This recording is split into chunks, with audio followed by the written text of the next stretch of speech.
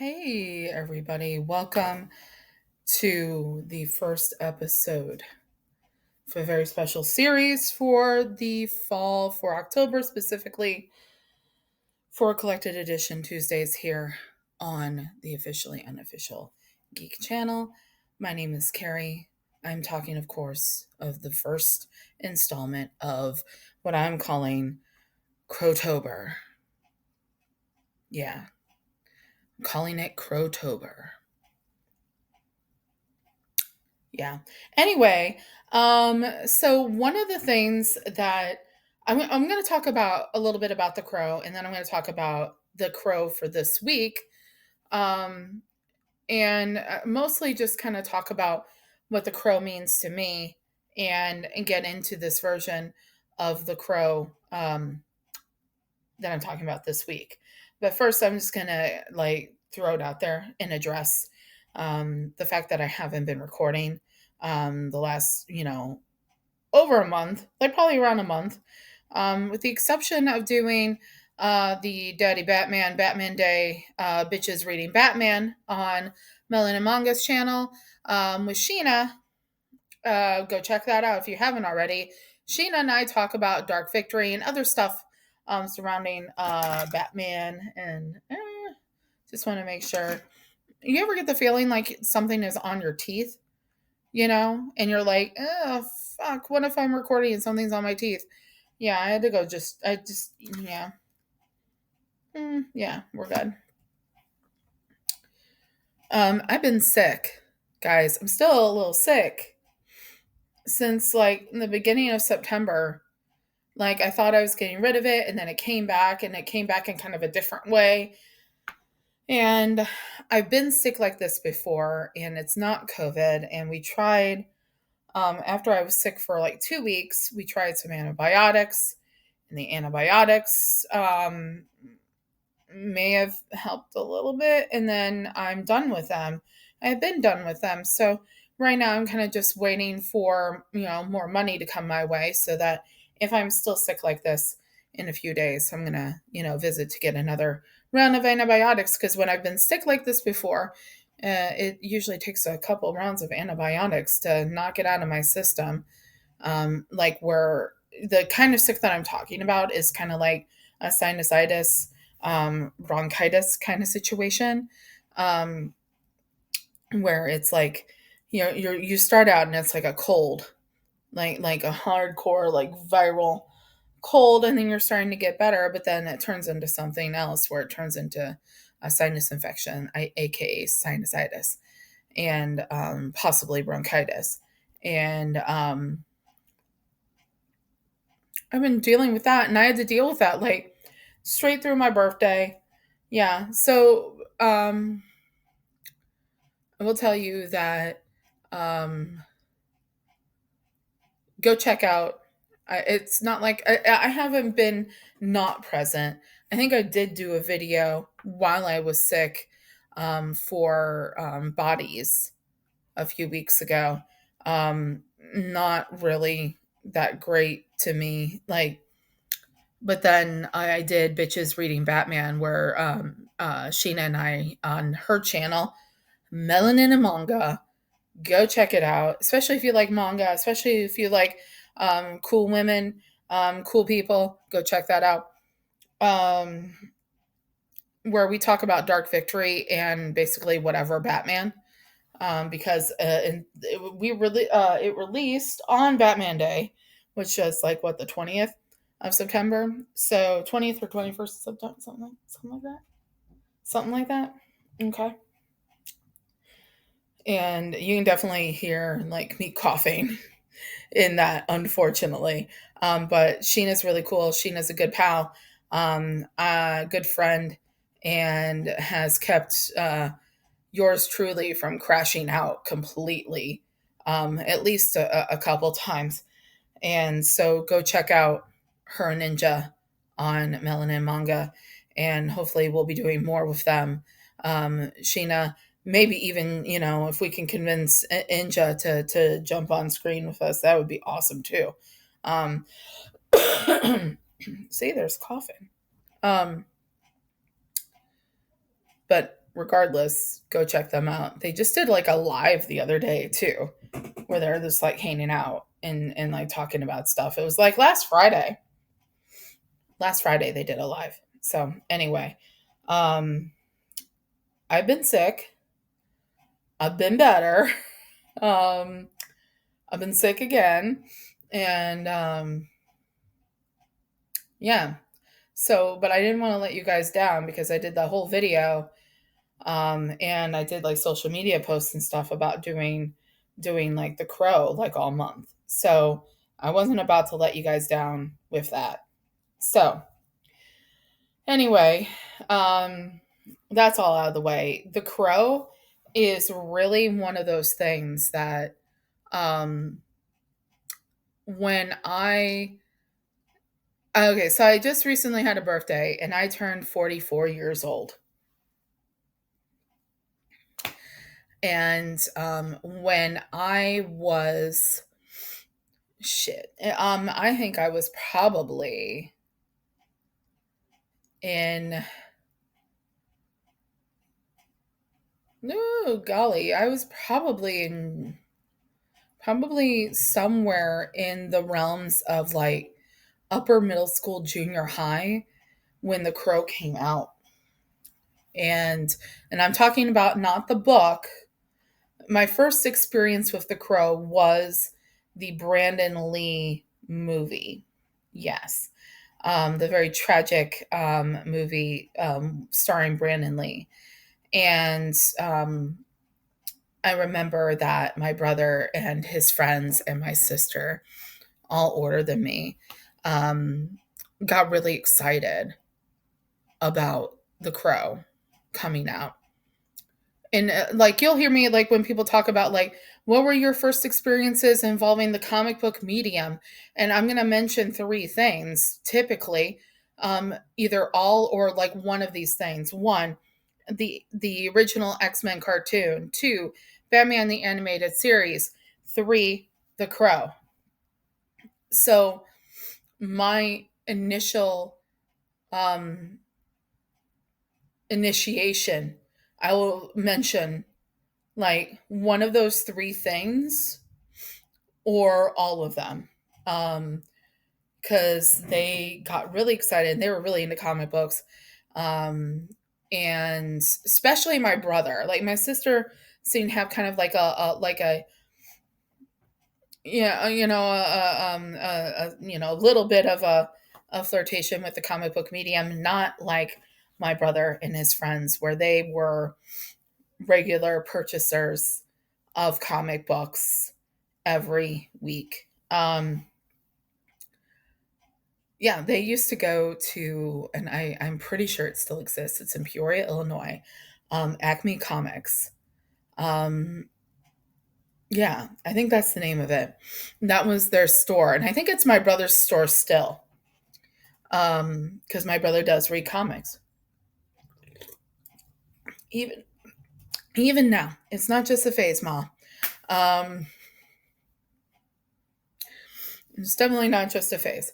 But they got into all these things, and like it was the version of these items of these stories that were most accessible to me, because even when I was younger and like the my brother's friends would be like bringing over like Akira and like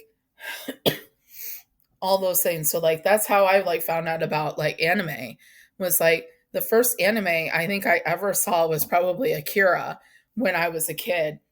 And my brother's friends brought it over to watch. Um, and so then, when they're getting all excited about things like the Crow movie coming out and finding out about everything that happened involving the Crow movie, involving the accidental death of Brandon Lee, um, I really was like, man, I want to see this thing. And I'm still pretty young, and this is, I believe it was a rated R film. So my brother is 7 years older than me. All right. My sister's around 4.5, 5 years older than me. And there was like this, so obviously David, my brother, and his friends were able to go see it right away. And my sister waited for it to get to this movie theater that would let people in that were younger, and she had already seen it. And somehow she convinced my parents to let me get into a car with her and drive a couple towns over to go see The Crow. And it was really like like girl siblings kind of situation. I remember she like didn't even want to sit by me. I had to sit by myself because she couldn't be seen sitting with her little sister. Um we don't have that kind of relationship now. Um, I love my sister, and I'm pretty sure she's fond of me. Um, but back then, we definitely had that whole sibling relationship, where she didn't even want to be seen. She did not want to be seen with the baby sister, even though I wasn't a baby anymore. But she got me into The Crow, and I sat there mesmerized, and it quickly became that movie became one of my favorite movies of all time. It's in my top five favorite movies of all time, has never left it. I doubt it will ever leave it. I was talking to another community member the other day talking about I was going to do this, where I was going to do a different Crow story each week of October. And she told me, she's like, it's, she had recently, just in the last year, had seen The Crow for the first time, and she'd been urged to do it for a long time by the time she ended up doing it by a mutual friend of ours. And considering everything, like with that, it's considering, all of her story involving seeing it, and her why of why she finally watched it. And it's like, and it's this, beautiful, emotional thing, and it's her story to tell. But um I was just like, oh my God, are you serious? You've never seen The Crow? And then she got to find out that another one of her friends considers The Crow one of her favorite movies, other than this original friend that convinced her to watch it. Um, and just sitting there, and like from our conversation, I don't think she's actually read The Crow, which is going to be the last. The original Crow is going to be the one that I do last this month. Because you gotta go out of October with a bang, and do the OG. And I was like, the thing is like there is not a movie that has a better, more integral, more, like perfectly paired soundtrack as The Crow. Um, where there are some of the tracks, there's at least a couple of the tracks on that track listing that were written specifically for the movie, if I'm understanding correctly, such as the title track, the first track of the soundtrack. This is how obsessed I am that I know that this song is number one title track, and that is "Burn" by The Cure. Supposedly, The Cure wrote that. Robert Smith wrote that song specifically for The Crow, and it shows because there's some moments in James O'Barr's original masterpiece, The Crow, where you get the idea that the crow can communicate telepathically with Eric Draven. And one of the things that tells me that The Cure, specifically Robert Smith, is a fan of The Crow, is because of the moment where he says, "Don't look, don't look. The shadows breathe." That's the first line of the song. Don't look. The shadows breathe. And there's a moment in The Crow, and I'm telling you this, I know this off the top of my head because it's also one of my favorite. Eventually, on down the line, it becomes one of my favorite comic books of all time, where the crow communicating with Eric says, "Don't look, don't look," as Eric is having a flashback on his life with his girlfriend, with his fiance. And the crow is like urging him, "You don't have to do this. You don't have to torture yourself like this. Don't look, don't look." But anyway, this week I'm coming here to tell you about the crow Memento Mori. And I'm going to take a really quick break with you right now, and then I will tell you about the crow Memento Mori. Now, what I wanted to do here was kind of I wanted to pick a different crow story for each week.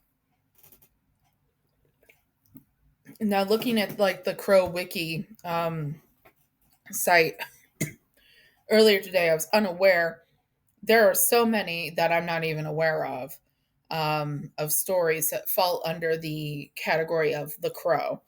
Um, they're written by other people. James O'Barr created, wrote, and drew, and we'll talk more about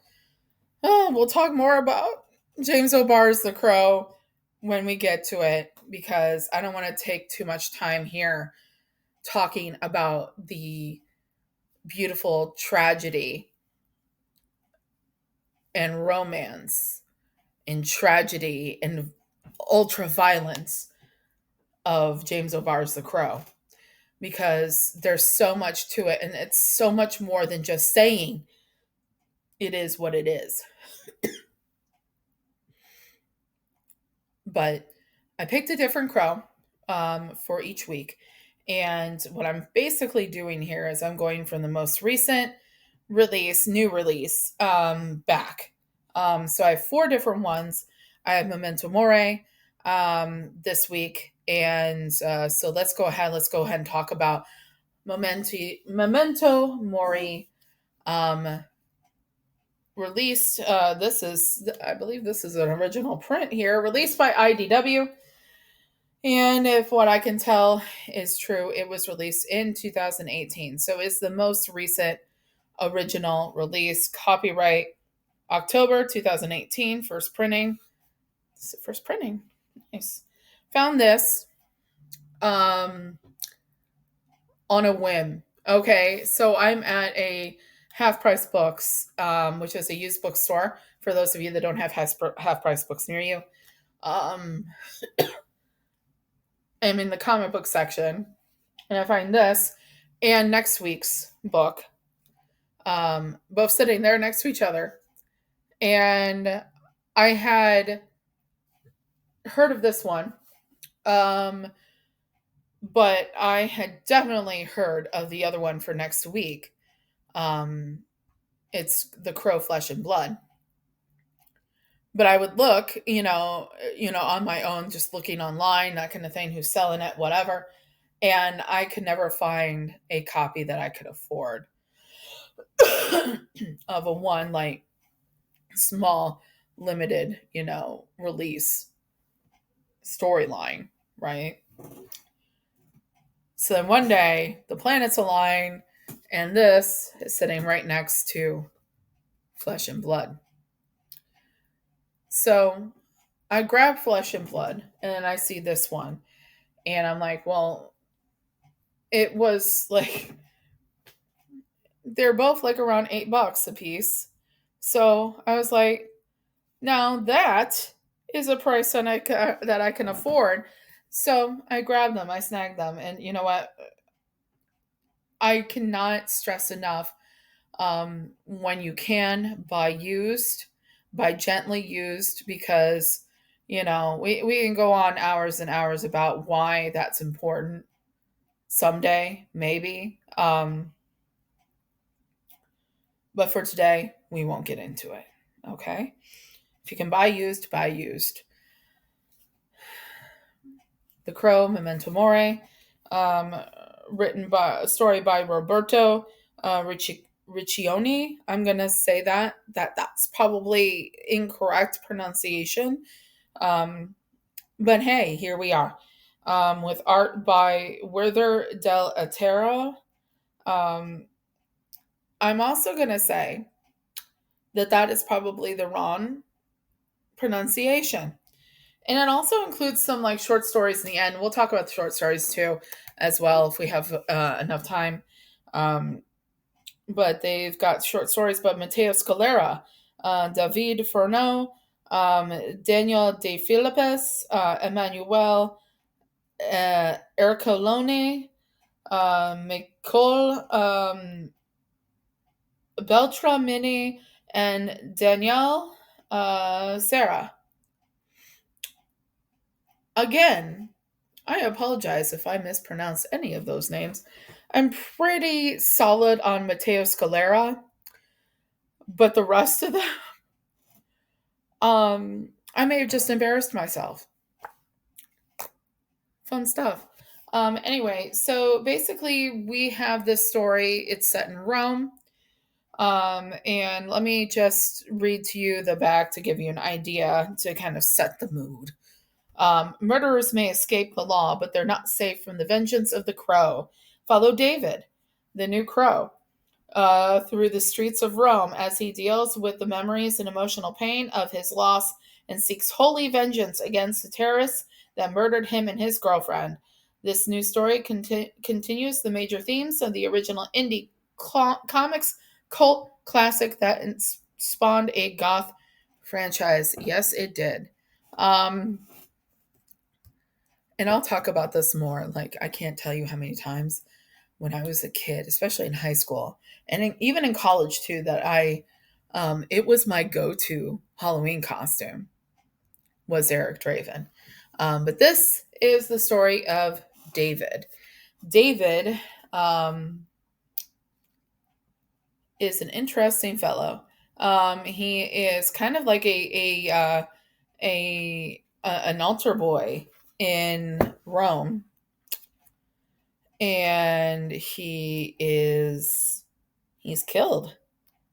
He's him and his girlfriend are both killed, and in a kind of a vehicle ran a vehicle attack, like in a crowded area, right? And it's meant to look kind of like a like um religious, martyr type of thing, you know. Um they're both, meant to be they're meant to look like the point of them being killed was a protest of the church. And it seems like David is was very devoted to the faith. Um, but he was also very much in love with Sarah. Sarah is his girlfriend who died right next to him in the same vehicle rampage attack. So David is brought back to life by the crow, by that whole concept of how he needed to come back because you know something was so horrible. He was given the opportunity to enact vengeance. Um, Out of any of the crow's stories that I have read, anything that which it's hard to talk about this one and talk about any of them and not compare them to the original. I'm going to try not to do that. Is it a quick read? Yes, it's only 4 issues. If you're not counting, I have an itchy hand. God damn. Okay. It's only 4 issues. If you're not counting the short stories that are after the initial story. And I have to wonder, first and foremost, I have to wonder if there was an original plan to have more than just the 4 issues. Because And I'm saying this because um the ending seems like it should have been the ending, but it also some of the narration and the dialogue seems like it should not have been the ending for some reason. The way it reads, it feels like the person that's left with the abilities of the crow, um, and I'm trying not to give that much away. It seems like the person that is left with the abilities of the crow, be it David or anyone else, um, and they've it seems like at one point they've completed their mission, but then um, it seems like they're not done. And typically, like if you like without trying to compare it that much, this the whole point of the crow is to bring someone back to life to enact vengeance. Once vengeance is enacted, they get to return to the land of the dead. And this doesn't necessarily have an ending with a nice little point on it. Um, which makes me think that there was supposed to be more and that ended up not being more. Um, maybe this was in 2018 and we're saying here in 2025. Is somebody out there, is Roberto out there trying to be like, hey guys, can we finish our story? Or does he consider it done? Um, so that's my major gripe involving the entire thing, is that it's like on one end it seems like it should be done, and on another end it seems like the story is not over, and there's no very, you know, fine point ending to the storyline. Where in the original Crow, I know I keep on saying I don't want to compare them, but in the original Crow there was a definite ending. um there's a definite ending to the story of Eric, where there's no definite ending to the story of David and Sarah. Interesting twist does happen near the end of the last book, where where it indicates that there's a spiritual being that kind of makes decisions um, on whether you deserve to have this opportunity or not. Um, just interesting. Um, it definitely, like, there's a juxtaposition involving what the church is supposed to represent and what this whole ability is supposed to represent within that, and what it's supposed to mean to be able to do this, be given the opportunity to do it. So that was very interesting to see the twist. Did not see the twist coming, except for the fact that I already knew the twist was coming because it had been somebody in my life had already read it and told me what the twist was. Not because they don't think that, okay? I told them, because I wasn't going to be reading it right away, to just go ahead and tell me what the twist was. I do this sometimes with this person in my life. It's my boyfriend. He read it and he was all like, "Wow, that was an interesting twist." And he wasn't like trying to be like, "Oh, you got to know. I got to tell you right now. Oh, it's this." No. He was trying to keep it secret. He had every intention of keeping it to himself. He would have kept it to himself if I had not had assured him, go ahead and tell me. So I assured him that when we first got this, it was going to be a while before I was going to get to it. And I was like, go ahead and tell me. Go ahead and let it out. And so he told me. So don't come at him. Okay.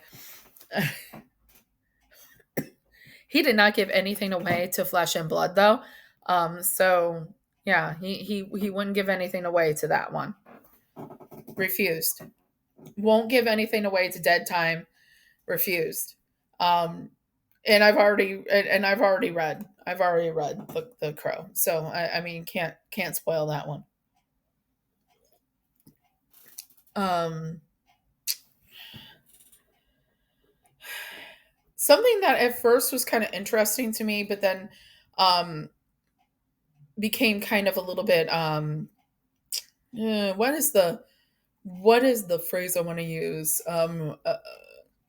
Redundant, maybe, was the use of Bible verse. And thankfully, because I'm not well versed in the Bible, um, there are little notes, editor notes, in there telling me where the shit comes from. Um, so, um, at least there was that, little editor notes telling me where it all came from. Um, but it felt like maybe you didn't really get to know David because it seemed like you get to know like you get to know Eric and what he was like. It seems like this got a little bit like preachy, and you didn't really get to know David that much.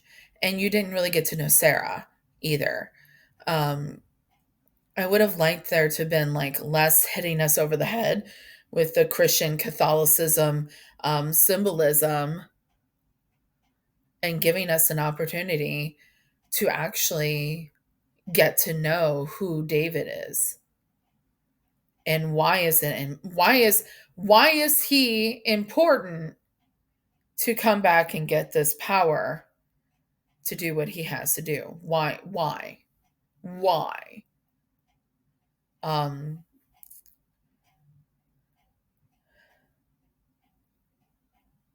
I feel like the strong point in this was the art.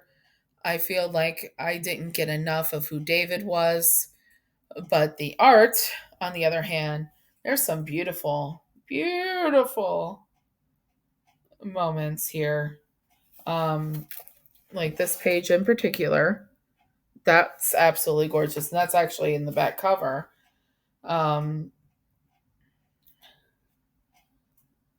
Let's see here.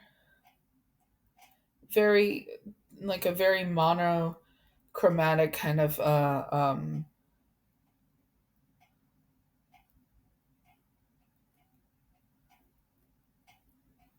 the like the what is the word I'm looking for? The color palette. Um,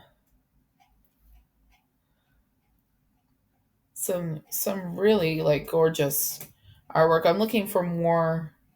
Like we get a little bit about who he is and who he was and like how he grew up. But like I really don't get enough about him finding out who he is to the point where it actually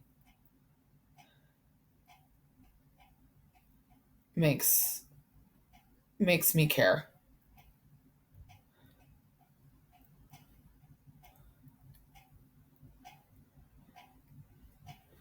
Um, this is like a gorgeous cover too. So, this is one of those ones that I have to show you. Like that is beautiful. Yeah, there's some beautiful art in here. Just kind of like maybe with the next one I should really just, actually mark the pages that I want to show off here. Yeah. So some of these little short stories are kind of cool.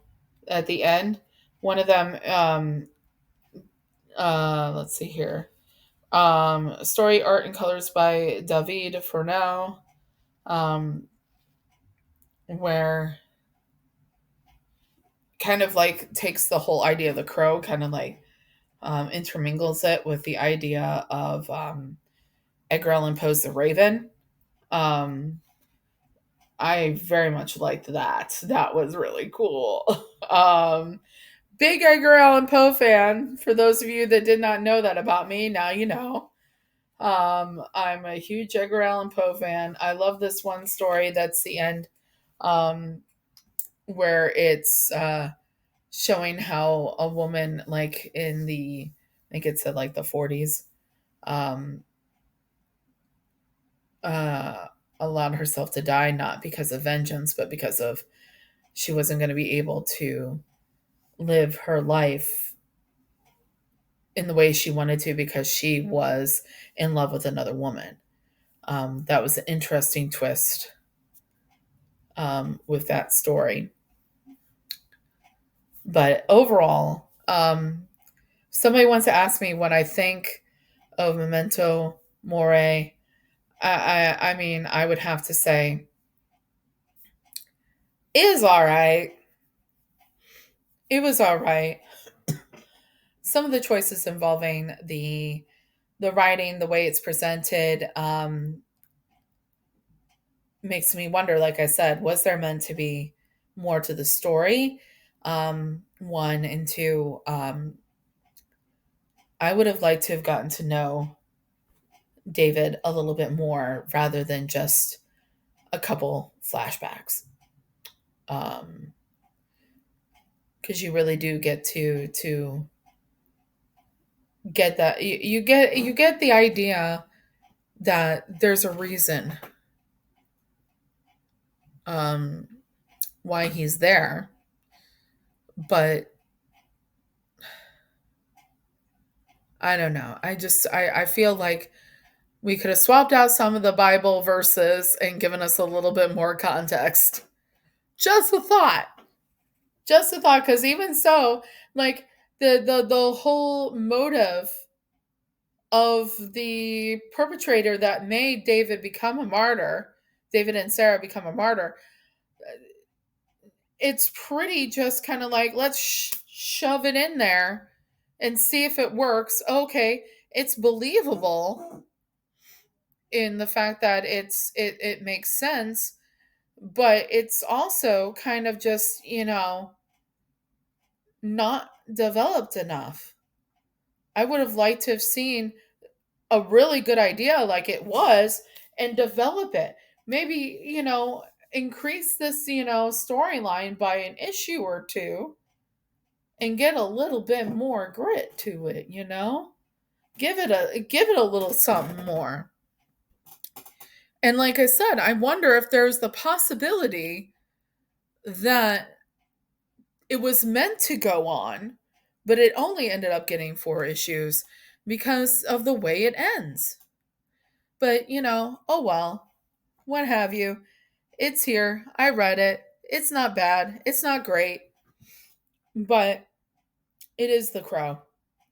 So, you know. Anyways, guys, we're gonna wrap this up here. Um, Kind of an idea that I started to have, um, like I was saying before, like it being one of my favorite Halloween costumes. I was wondering if there's any chance that if you would like to see me do the makeup for the next video, I'm going to let you guys tell me in the comments.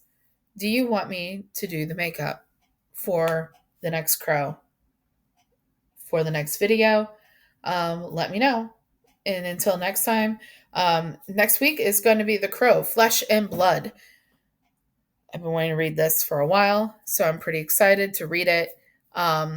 please check out the link tree and check out all my different projects, my Substack, my Instagram, all those things. Support the channel overall with a, subscribe, hit the notification bell so you don't miss any of videos, especially throughout all of Crowtober. Other than that, until next time, I'll be seeing ya. Bye.